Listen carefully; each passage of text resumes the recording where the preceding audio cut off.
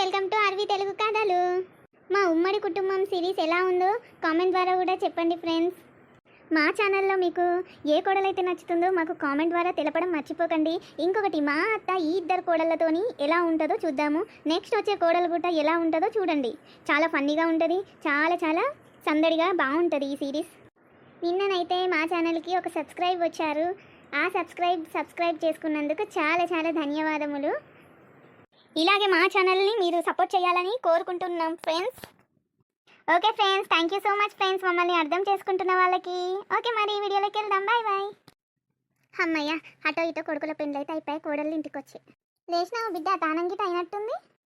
అయ్యిందత్త మన స్నానం అప్పుడే. అవునా? అబ్బా, ఇల్లు ఇప్పుడు కలకలలాడబట్టే ఎంత ముద్దుగుంది నా కోడలు. చూసినా కొద్ది చూడబుద్ధి అవుతుంది. చాయ్ అన్న పెట్టుకొస్తే బాగుండు. ఎట్లా అడగాలనో ఏమో, కొత్త కదా, ఇక నేనే పెట్టుకొస్తా. అత్తయ్య టీ తీసుకోండి. చాయ్ చేసినావా బిడ్డ నువ్వు? అత్త టీ తీసుకోండి. ఇదేంది చాయ్ తీసుకొచ్చి క్రెడిట్ మొత్తం కొట్టేస్తుంది. దీనికో పెద్ద చాయ్ పెట్టమని అన్నట్టు పెట్టింది. చాయ్ సూపర్ ఉంది మమ్మీ, చాలా మంచి పెట్టినావు చాయ్. థ్యాంక్ యూ అత్తయ్య. నాకు వంటలు కూడా అన్నీ వచ్చు, వెరైటీస్, నాన్ వెజ్ వెజ్ అన్నీ చేస్తా. మా మమ్మీ అన్నీ నేర్పించింది. అవునా? నీకు చేపలు, చికెన్, మటన్ అన్నీ వచ్చా? అవునత్తయ్య, అన్నీ వచ్చు నాకు, అన్నీ చేస్తాను. వామ్మో, ఇది అప్పుడే మొత్తమే బుట్టలో పడేసింది. చాయ్ అంతా బాగుందా?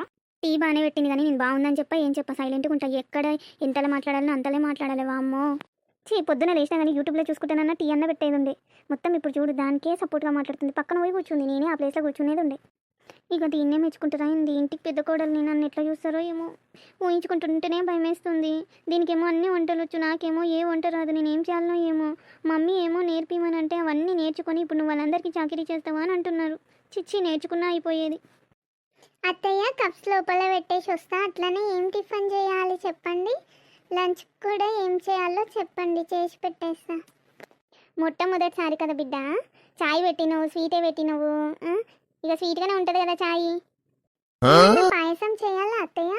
అత్తయ్య పాయసం నేను కూడా చెయ్యాలా ఏమైనా? ఇద్దరు కలిసి చెయ్యండి పోండి బిడ్డ. ఇద్దరు ఒకటే పాయసం చెయ్యండి.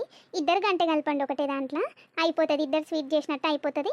ఇక ఇద్దరు కలిసి చేసుకోండి బిడ్డ. ఏదున్నా ఏమైనా కూరగాయలు గిట్ట కట్ చేసి ఇవ్వమంటే నేను కట్ చేసి ఇస్తాను. ఏం ఇబ్బంది పడకండి, ఇంతమంది ఉన్నారనేసి. ఏదైనా సరే కలిసి చేసుకుంటేనే మంచిగా అవుతుంది, సరేనా? సరే, తనని పాయసం చేయమంటే నేను గంట కలుపుతా.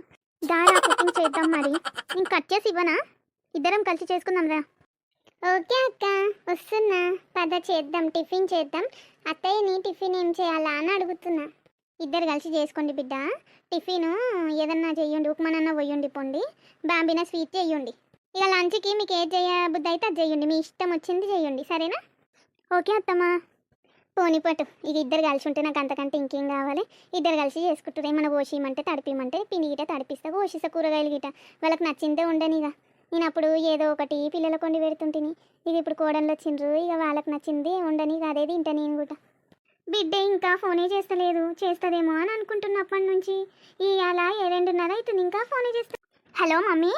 బిడ్డ ఫోన్ అన్న చేయలేదు, ఒక్కసారి కూడా పొద్దున్న నుంచి వెయిట్ చేస్తున్నా బంగారు తల్లి నీకోసం. ఏమో మమ్మీ, నాకు ఏం అర్థం అవ్వట్లేదు మమ్మీ, నిజంగా చెప్తున్నా. ఈరోజు మార్నింగ్ ఫ్రెష్ అప్ అయ్యి కూర్చున్నా అత్తయ్యతో పాటు.